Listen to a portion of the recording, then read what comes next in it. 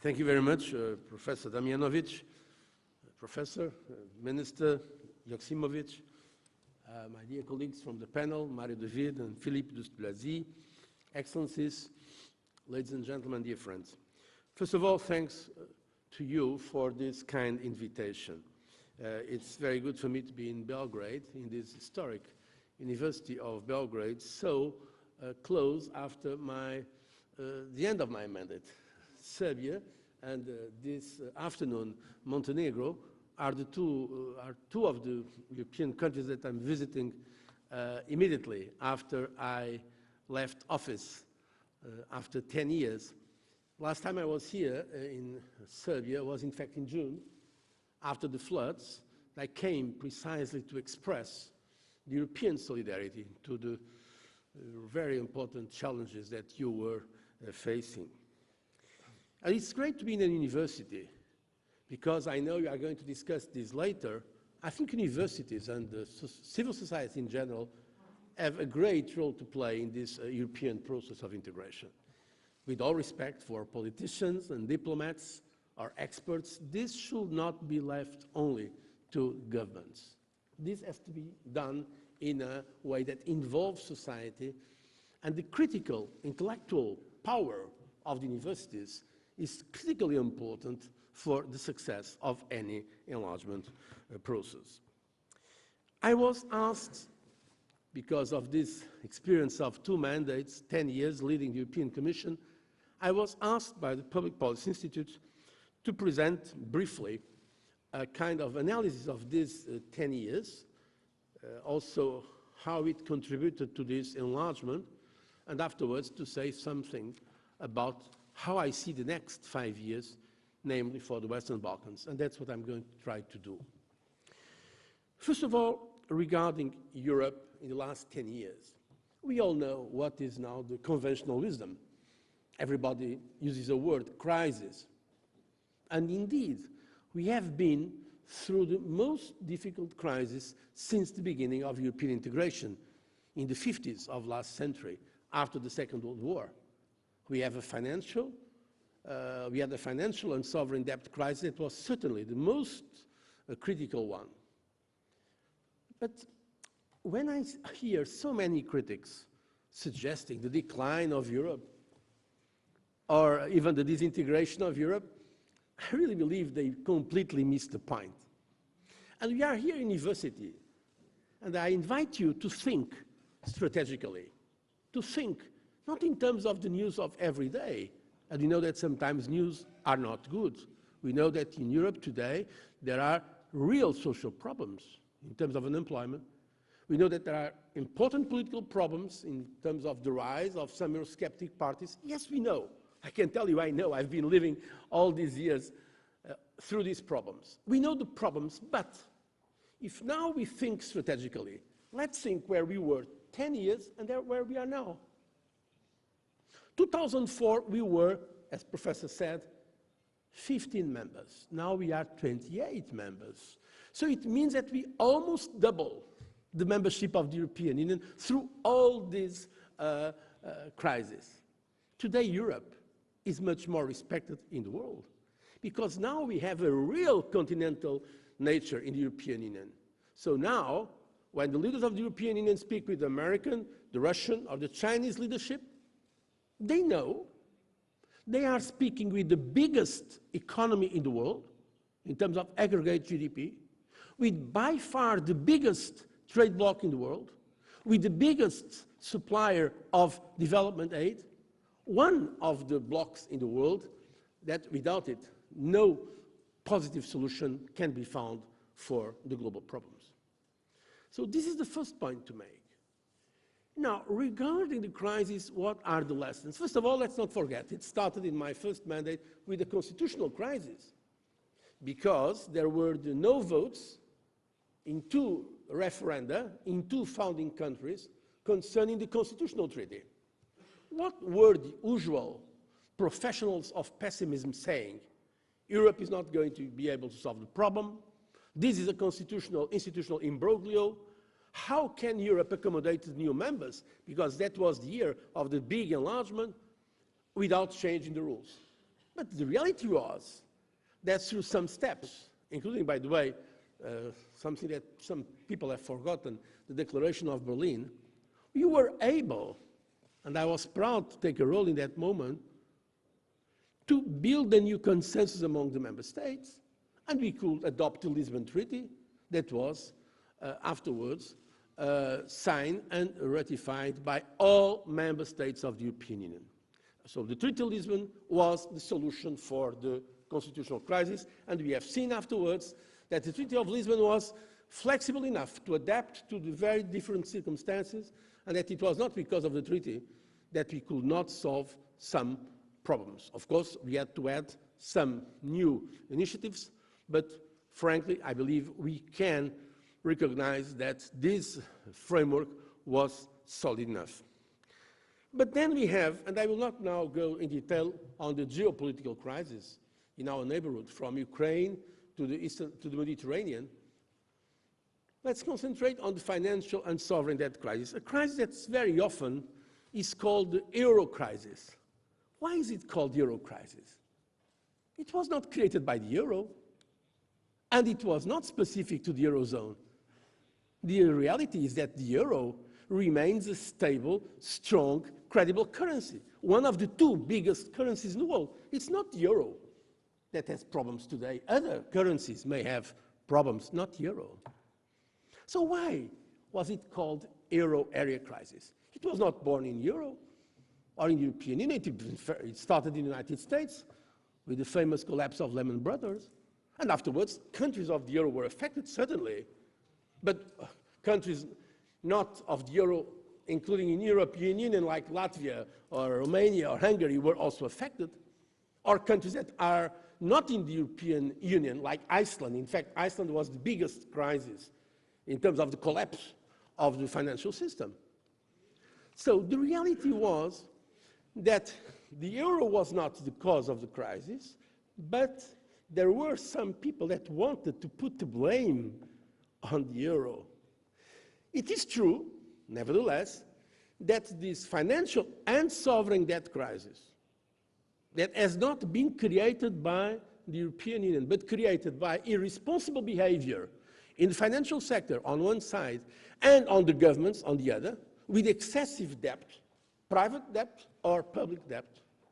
The reality is that the financial and sovereign debt crisis put some specific challenges to the euro area, certainly, because we were not equipped with all the instruments to rescue, to support the countries that needed support, when some of those countries lost the confidence of the markets. But what happened?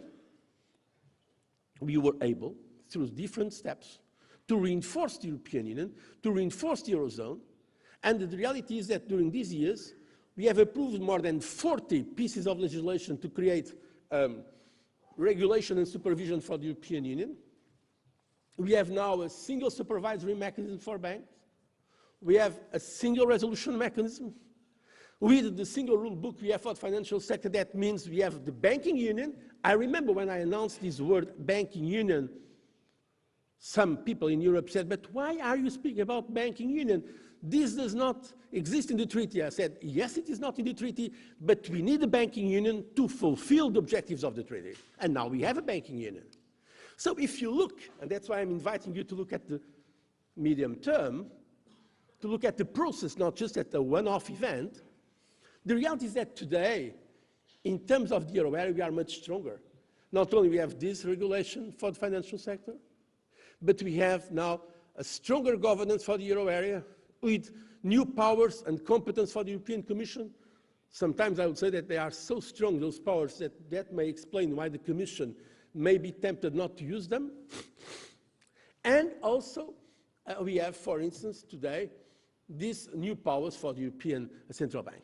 So, if you look attentively, all the steps have been for more, not less integration. The forces of integration were stronger than the forces of disintegration. And I remember well when in 2012 I met many, not only leaders around the world, but also financial leaders, political but financial leaders. They were asking me, do you believe that it is going to be possible to get out of this crisis? I was making the point very forcefully, I can tell you. And some of them, I think, they were not really believing. They were saying, okay, you have to say that because you are in the European Commission. Many people don't forget that. The major part of the financial analysts were predicting the Greek exit, the Grexit, a new word, Greece leaving the euro in 2012. Most of them were saying that it will not be possible for Greece to stay until the end of the year. More than half of the analysts were predicting the disintegration of the euro area, and they were wrong.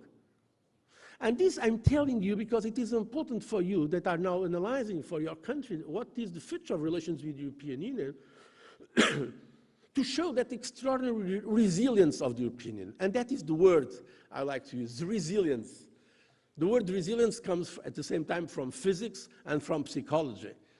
From physics, it's the capacity of some kind of material after extreme pressure to recover its original format or at least its original properties. And in psychological terms, resilience is the capacity of an individual, a person, after some kind of trauma, to take the lessons of this trauma and to overcome it and to rebuild or reconstruct itself. And this, I believe, is exactly what is happening in the European Union after the big trauma of the financial and sovereign debt crisis. We are now in the process of reconstructing ourselves.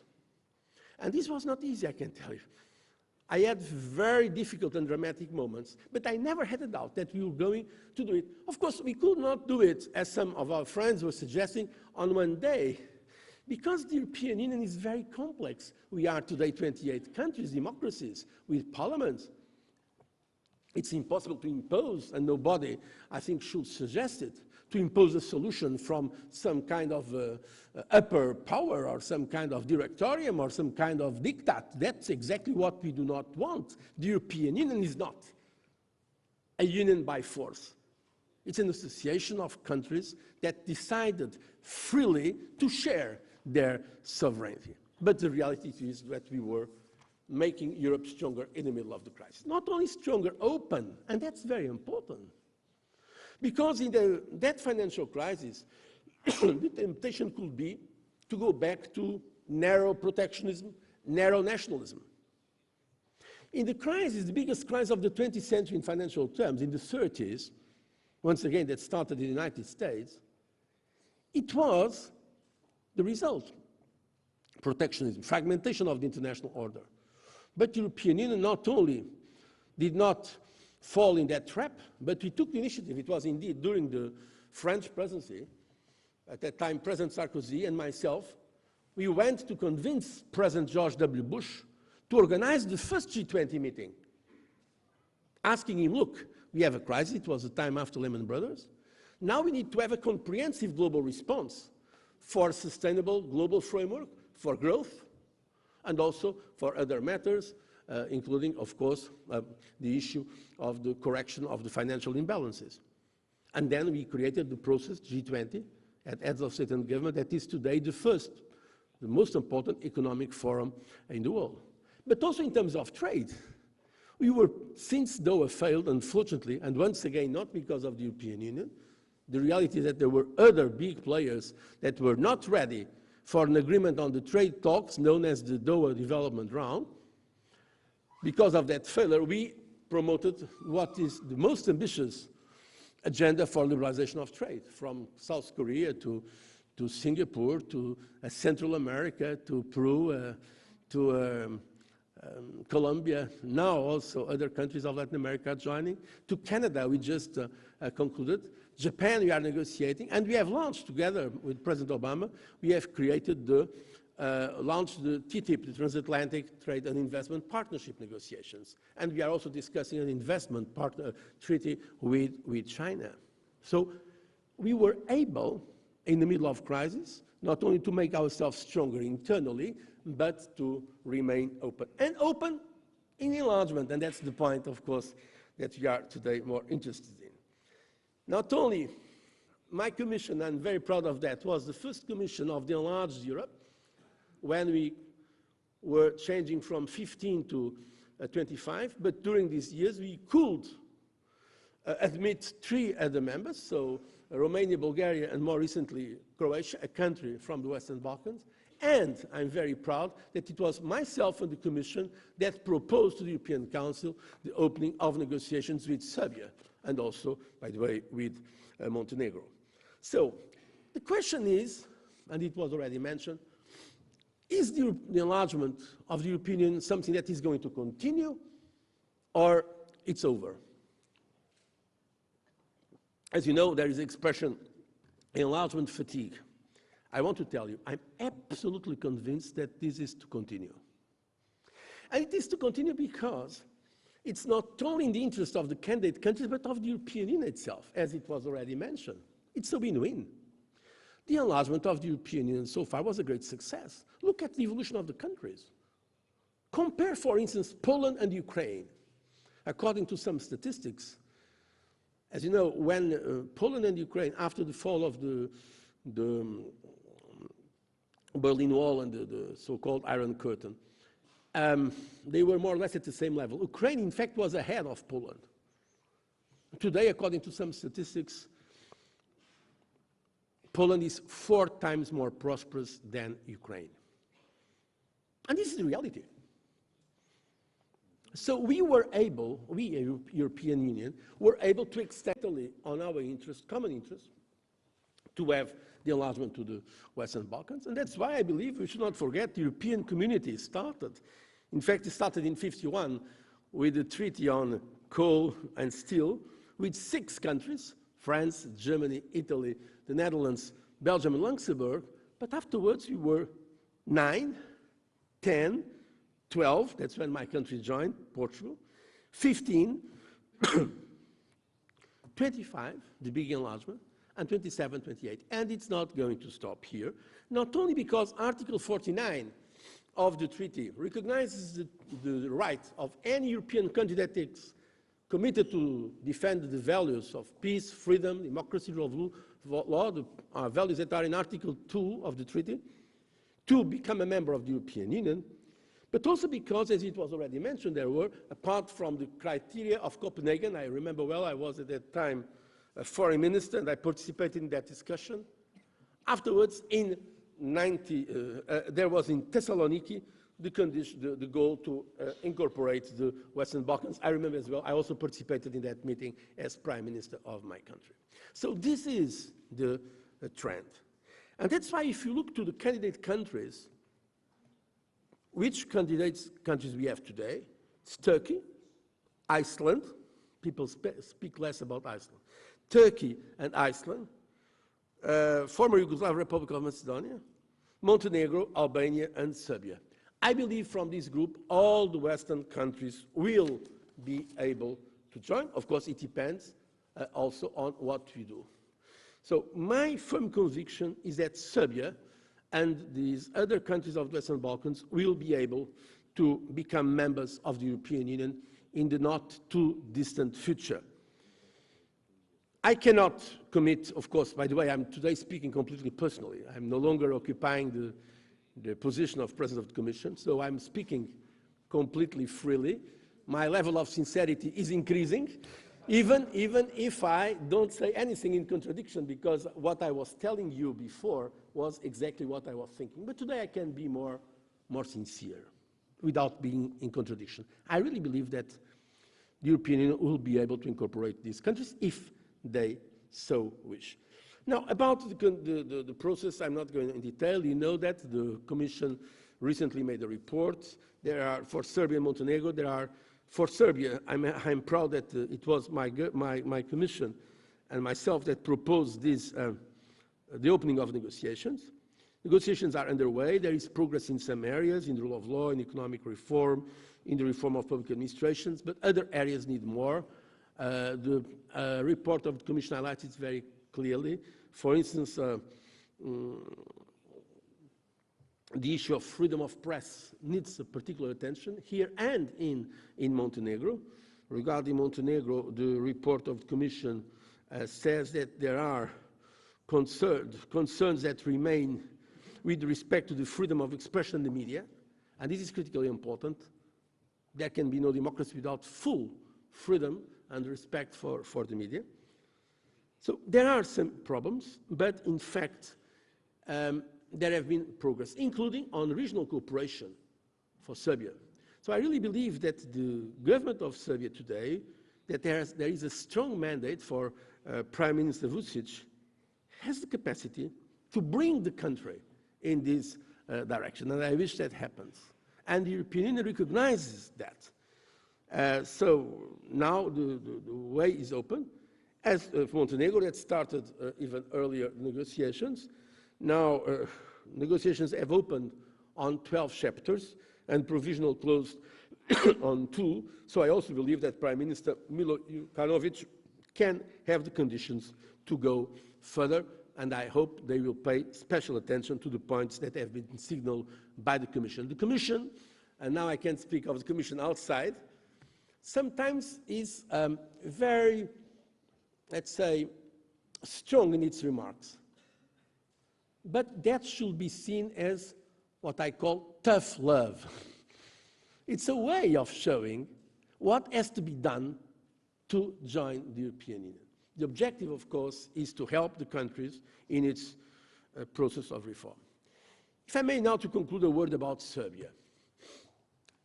I know this country, not perfectly well, but I know relatively well. I know the history, I know the culture, I have a great admiration for the history and culture of this country. The first time I was here was in '89 in Belgrade, so 25 years ago. I came for the non-aligned summit organized by then Socialist Federal Republic of Yugoslavia. As you remember, there was, as you may know, the historic summit of non-aligned movement in '61. In that summit, I could not participate. I was only 5 years old. But as a state secretary of my country, I participated in this one in '89. And I was the head of delegation, because at that time Portugal had some kind of observer or guest status, not being a member of the non-aligned movement, because Portugal is a founding member of NATO. But I remember many interesting things. Mr. Gaddafi, President Mugabe. So Mugabe and myself, as you see, we are still around. Others are no longer there. But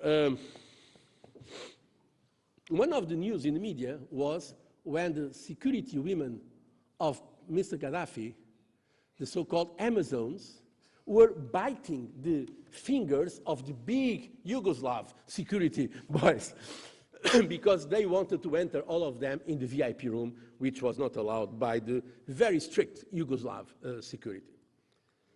But what is, for me, historic in that summit of '89 was some discussions I had with some people here, including compatriots of mine that were living here, and they were telling me, this country is going to disintegrate, this country, Yugoslavia. It's impossible, unfortunately, because they wanted it to keep united. It's unfortunately the case because of the nationalistic trends, not putting the blame only on one side, but the nationalistic trends, they killed what could be, in democracy, an interesting experiment. Why not? And this is the reality. Now, if you look to the future, and this I think is the most important issue, we have to understand that this country has all the possibilities, from my point of view, to be a very important member of our union. I know about the sacrifices these people have made. The First World War, we are this year commemorating the anniversary of the beginning of the First World War. And your country was one of those that suffered the most with the sacrifice of so many young men. I know that you have done a lot, much more than many others, to combat Nazi fascism in this part of our continent. I know you are a proud people. And I personally believe that it is a great injustice that because of the mistakes, serious mistakes, of an extreme nationalist leader, this country could not take the rightful place in Europe, where it belongs, and in the European Union, where it should be. The truth is that you were closer to our part of Europe during the so-called socialist times, but because of the accidents of history, you could not join the European Union immediately after the transition, because others have indeed managed much better the transition. So, if this is reality, let's now look to the future, because those qualities and characteristics of the Serb people and the Serbian nation are there. And I believe that young people of Serbia, as the young people of all other parts of our continent, what they want is openness. They don't want closeness. They want a more modern style of life. They want a modern, vibrant, open, self-confident, forward-looking Serbia, a modern Serbia. And in fact, the opportunities for the prosperity of this country are not only in Europe, but mainly there. And it is not just because of Serbia itself. Look, the biggest members of the European Union, the biggest, from Germany to France or Italy, they know well that being in the European Union, they have more influence in the world. So this is very important to understand, that in the European Union is not to extract power from the countries, on the contrary, is to add power and influence to the countries. Some people still believe, because they are very narrow nationalists, that alone we have more power, alone we are sovereign. But look, a man alone in the desert is sovereign. But what power does he have? The modern concept of power is of shared sovereignty, of being able with others to share sovereignty, to increase our power and influence in the world. And this is what I believe that is the good thing for Europe, European Union, and for Serbia. I like to quote a French author, Romain Gary, that said a very nice sentence. I'm going to say it in French. Le patriotisme, c'est l'amour des siens. Le nationalisme, c'est la haine des autres. More or less, patriotism is love of ours, of our people, of our things. Patriotism. Nationalism is the hate of others. And this is an important distinction. One thing is to be a patriot. And I'm a patriot. And I think that most people in Europe are very patriots. They love their country and are proud of their countries. And they see the European Union as something that enables our countries to be even stronger.